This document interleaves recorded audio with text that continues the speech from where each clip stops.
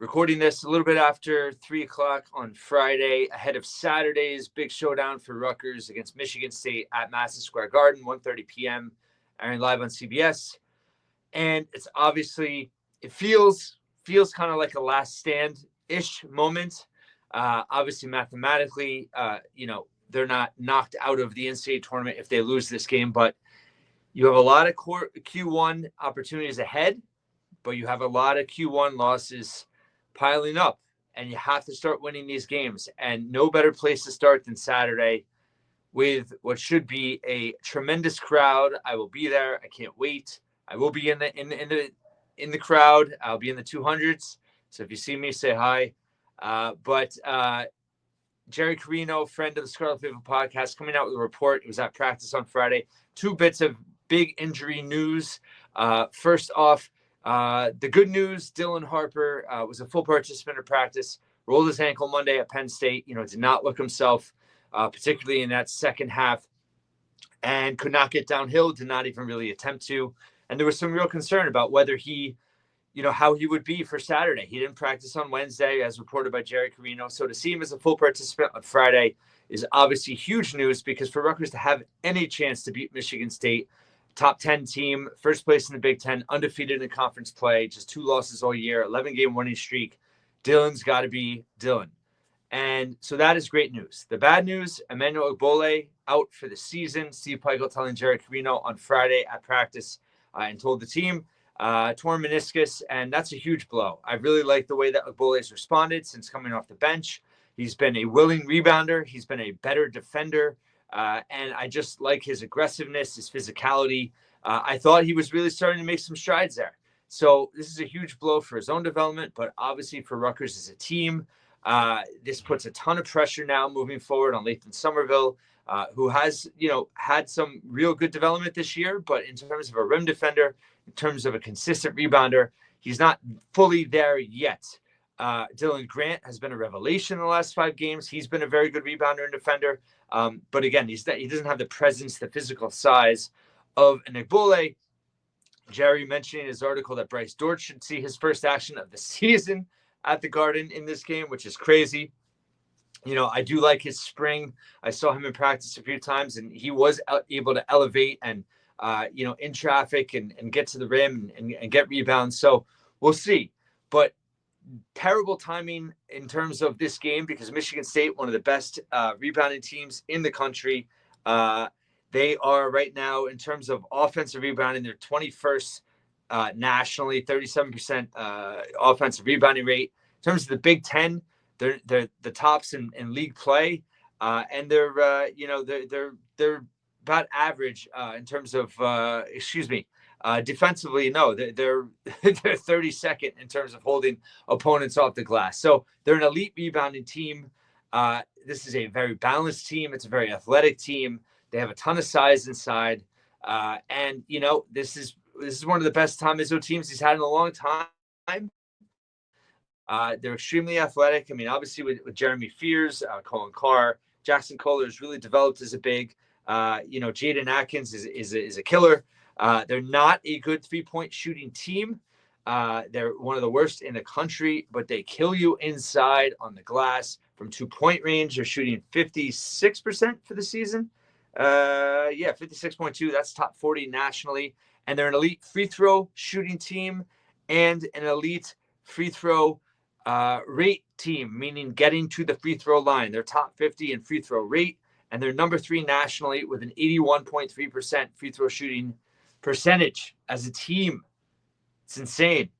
So, and they can all mostly shoot it from the line. So Rutgers, there's no doubt they need a complete team effort. Everyone that steps on the floor at the Garden is going to have to contribute in a positive way. They're going to need complementary scoring. They're going to need to rebound at a competent level. They're going to need to, with Michigan State being a pretty poor 3-point shooting team, they're 345th nationally, 28.8%. Peichel going to clog the lane, but can they avoid fouling? Michigan State has eaten opponents up getting to the foul line, and is basically giving away layups. So can they defend? They've shown at times, right, that they've been good defensively. They've shown a lot of other times they're not. And far too many opponents this year have gotten inside and easy buckets at the rim way too often. So that's obviously a huge concern. It's going to be interesting in Michigan State. A lot of in terms of Rutgers, it's been interesting in terms of their ineffectiveness in conference play, in terms of teams they've played and who they've lost. From a rebounding perspective, Wisconsin, Purdue, both of those teams did not rebound at a high clip against Rutgers, and Penn State as well. And they torched Rutgers, and then UCLA, Nebraska, Rutgers was able to win those games despite, not as wide rebounding margins. So the key for Michigan State is not allowing Rutgers to get out in transition. We know that, when Rutgers can run, with Ace, with Dylan, with some of just in terms of getting Martini out on the wing, Rutgers isn't going to win a game where 95% of the possessions are in the half court. Probably not, right? So them getting out and run, them generating offensive opportunities in transition off of defense is key. It's going to be a big test for this team in terms of what they're able to do.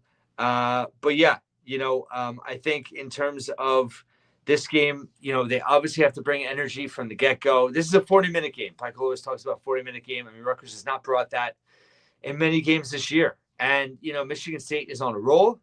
I will say, and this is respectfully, I don't mean this in a negative way, but Michigan State, they're just taking care of business. They do have the 17th out of 18 strength of schedule in terms of conference play. They did lose to Kansas, the best team on paper that they played this year. They also lost to Memphis, both on neutral courts. Their best win from a KenPom perspective was their last win. Illinois, they beat by 2 at home, which was obviously a huge win for conference standings as well. They beat Penn State at home as well. Northwestern on the road, Washington at home, Ohio State on the road, Nebraska at home, Minnesota on the road. They beat North Carolina on a neutral court. So Colorado's top 100, but they haven't beaten a lot of the top teams in the Big Ten yet, other than Illinois. And so that was their most impressive win, but they're coming off of that victory. I do think there's opportunity here for Rutgers that if they can play focused, if they can play together, if they can play smart, if Dylan and Ace can be Dylan and Ace that we know that they can be, if they can get some contributions and solid scoring. I think Dylan Grant's going to have to play more now with Ogbole out. Who can be that shooter for them? Michigan State's really good defending the three. Rutgers, they have a chance here to have a solid margin in terms of 3-point differential. That is a big way that they're going to stay in this game because they're, it should be a home whistle, right? They're going to have the logo on the court. So hopefully they can get to the line more than Michigan State, but Michigan State doesn't foul a lot and they get to the line a ton. So Rutgers is going to have to hold their own. They can't have a 55, 60% shooting night from the foul line. For Rutgers to have a chance in this game, they have to get to the foul line 20 plus times. They have to defend without fouling. They have to be able to take advantage at 3 points.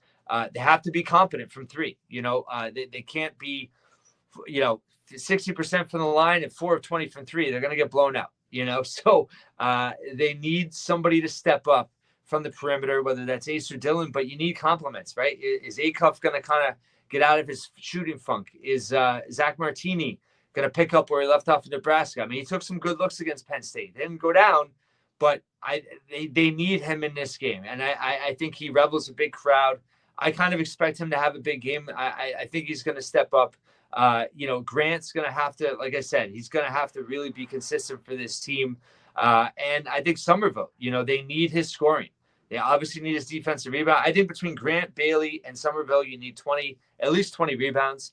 Dylan with that ankle, he is a very good rebounder for his size, but I kind of prefer him not to get into traffic from a rebounding perspective, but he's got to get downhill on offense, obviously.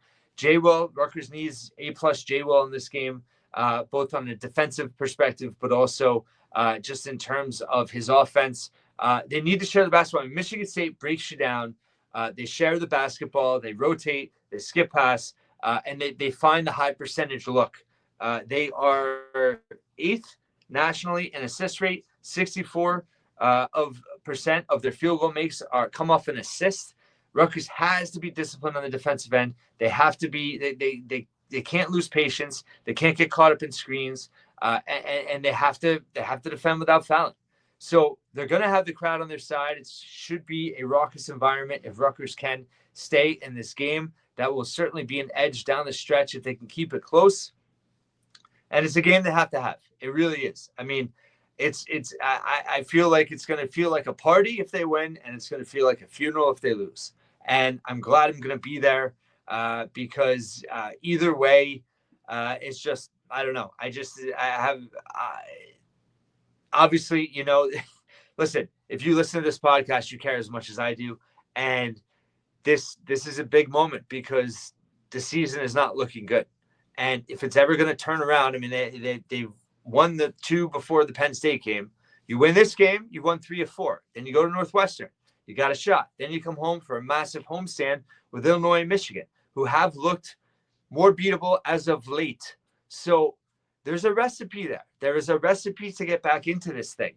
But a loss against Michigan State, and a disheartening one at that, would really be a tough one to swallow for fans. So I hope fans bring the enthusiasm. Should be over 16,000, they're saying now. We'll see how many Rutgers fans. I have to imagine be at least 12. I think there might be more Michigan State fans than people think. But, you know, I listen, if it's even 75% Rutgers fans, it's going to be awesome. And, you know, Rutgers just has to give fans an opportunity to give them that advantage, right? And they have to come out playing smart from the get-go. They obviously have to limit turnovers. It's not rocket science, but they have to be able to, you know, they can't give up easy baskets. They have to be competent on the boards against Michigan State. They can't lose the points in the paint by 10 plus. They can't lose the rebounding battle by 10 plus. They can't lose the free throw differential by 10 plus. You know, they got to make up some ground from 3-point range in this game. So they got to finish at the rim. They've been pretty good at that lately. Michigan State's obviously elite. But, you know, it's just going to be as deep as Michigan State is, you know, not having really any true alpha, but just so many good players on their team. Can Rutgers get a full, complete effort from this squad? Obviously, Ogbole out is a huge blow. Who's going to step up in his place? You know, this is the time for Lathan Somerville to kind of pull off the cape and put on the cape and really show how good I think he's going to be, because I think he's shown real signs here. He's going to have toughness. You know, they have to avoid foul trouble, of course. Dylan and Ace cannot get in foul trouble. I mean, they really can't come off the court. They got to play, you know, minimum 35 in this game. You know, I think how Steve Pikiell manages rotations now with Ogbole out. You know, I set it up the Penn State game. I didn't think he had a good game in terms of rotations, in terms of decisions. I thought Mike Rhodes, you know, really coached the better game in that game. So obviously Izzo is a legend, and Michigan State's rolling, but streaks are built to end, right? And it's got to end sometime. And at MSG, where Rutgers beat them 2 years ago, and that's kind of where all this kind of started and unraveled for Rutgers, it would be some nice karma from the college basketball gods to see Rutgers turn things around starting on Saturday at the Garden. Jay Wright, Ian Eagle, and the great Bill Rafferty on the call. I will be there in attendance with many of you, and it should be quite a ride. This team, you know, it's been a very frustrating season, and the lights are going to be as bright as ever on Saturday, and it's time to respond. It's time to respond. You've seen some signs of it the last, you know, 3 games. Obviously, Penn State, I thought, was a very disappointing loss in how it ended up. Obviously, Dylan rolling his ankle did not help, but still, the recent losses they've had, even with Dylan not 100%, I mean, they've been there for the taking. They got to walk through the door, and they got to take this one to keep trucking on this season. Other than that, you're looking at probably, you know, can they beat NC State Part 2 and run the table in the Big Ten tournament? But again, there's lots of opportunities ahead, but you have the most Q1 losses in the country along with Arkansas. You got to start winning these games. You're 1-7. This is a high quad 1 game. National television. You will get some positive vibes if you can get this win. And then you go on a difficult but winnable road game to Northwestern on Wednesday. So we'll see what happens. But again, you have to, the clear areas you cannot let Michigan State dominate from the line, inside, easy buckets, and on the glass. Rutgers has to bring toughness. They have to bring their hard hats. It's got to be a mentality, and it's got to be a team effort. It's got to be connectedness, and your stars got to make more plays. Dylan and Ace have to be the two best players on the court, along with the supporting cast, giving them enough. Thanks so much for watching and listening. I'll have a reaction. It won't be rapid because I'll be at the game, but I'll get something out at some point Saturday night. Thanks so much for listening and watching once again here at the Scarlet Faithful Podcast. And before I go, last thing, rest in peace, Dave Rosenthal, longtime Rutgers fan, former head of security at the RAC and the football stadium. Rutgers did a great tribute for him at women's basketball. I know they're doing more soon for home games as well. Very sad news this week. So nothing would be greater in honoring his memory than a win with fellow Rutgers fans at the Garden on Saturday. Thanks so much for listening and watching once again here at the Scarlet Faithful Podcast.